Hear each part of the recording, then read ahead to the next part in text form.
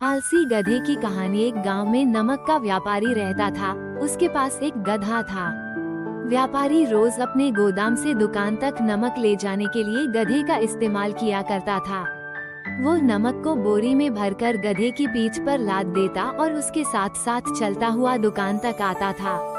व्यापारी का गधा आलसी प्रवृत्ति का था। काम से बचने के लिए वो नित नए उपाय सोचता रहता था। गोदाम से दुकान तक के रास्ते में एक नदी पड़ती थी, जिस पर एक छोटा पुल बना हुआ है। एक दिन नदी पर बने पुल पर चलते समय अचानक गधे का पैर फिसला और वो नदी में जा गिरा। नदी के पानी से नमक की बोरी भीग गई। जब तक व्यापारी ने गधे को पानी से निकाला, तब तक बोरी में भरा बहुत सारा नमक घुल चुका था। गधा जब चलने लगा तो उसे बोरी का भार बहुत कम महसूस हुआ और वो खुश हो गया। उसने सोचा कि अपने ऊपर लदा बोझ हल्का करने का ये बहुत बढ़िया तरीका है। अगले दिन वो जानबूझकर नदी में गिर पड़ा।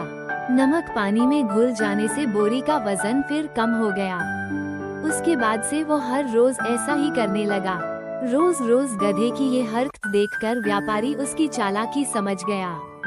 उसने गधे को सबक सिखाने का फैसला कर लिया और अगले दिन बोरी में नमक के स्थान पर रुई भरकर गधे की पीठ पर लाद दिया। रुई हल्की थी। इसके बाद भी आलसी गधे ने सोचा कि क्यों न रोज की तरह नदी के पानी में गिरकर इस वजन को और कम कर लिया जाए। इसलिए वह जानबूझकर नदी में गिर पड़ा। लेकिन इस बार बोरी में नमक नहीं बल्कि रुई थी। पानी में भीगकर रुई का वजन कई गुना बढ़ गया।